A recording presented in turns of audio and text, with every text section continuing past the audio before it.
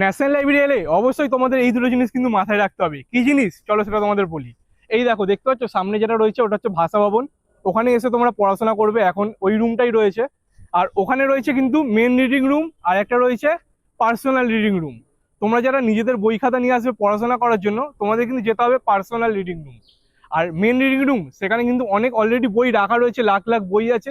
ওখানে কিন্তু কোনো প্রিন্টেবল জিনিস বা তোমাদের নিজেদের যে পার্সোনাল বই সেটা নিয়ে তোমরা ওখানে অ্যালাউ নেই, মানে এন্ট্রি পাবে না।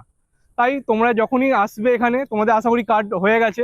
কার্ড হয়ে যাওয়ার পরের স্টেপ বলছি আমি তোমাদের। তো তোমরা এসে আগে ব্যাগ জমা দিয়ে দেবে, ব্যাগ জমা দিলে এরকম একটা টোকেন তোমাদের দেওয়া হবে। ঠিক আছে, টোকেনটা কিন্তু হারাবে না, তোমরা হারালে 100 টাকা ফাইন দিতে হবে। তারপরেই তোমরা দেখতে পাবে যে এন্ট্রির জন্য দুটো খাতা রয়েছে, একটা রয়েছে রিডিং রুমে যাওয়ার জন্য একটা সাইন করার খাতা, আর একটা রয়েছে পার্সোনাল রিডিং রুমে যাওয়ার জন্য সাইন করার খাতা। যারা তোমরা নতুন আসো এই জিনিসটা কিন্তু অনেকেই ভুল করো, যে এই টোকেনটা কিন্তু তোমরা কালেক্ট করো না।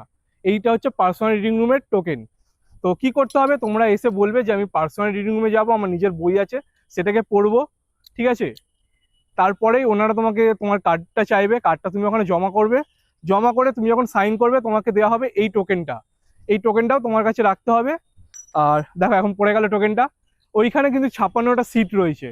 তো সকাল সকাল চলে আসবে, আর টাইম হচ্ছে সকাল 8টা থেকে রাত্রি 8টা।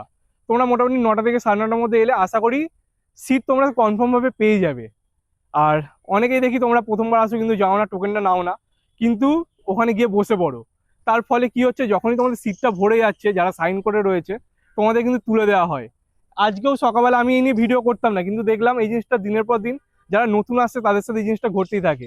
ইনফ্যাক্ট আজকে সকালবেলাও সেম জিনিসটা হয়েছে একটা মহিলার সাথে। আমাদের এটা জিনিসটা দেখতে খারাপ লাগলেও কিছু করার নেই, তাকে তার সিট ছেড়ে দিতেই হয়। তারপরে কখন সিট খালি হবে তারপরে উনি এসে আবার পড়াশোনা করতে পারবেন।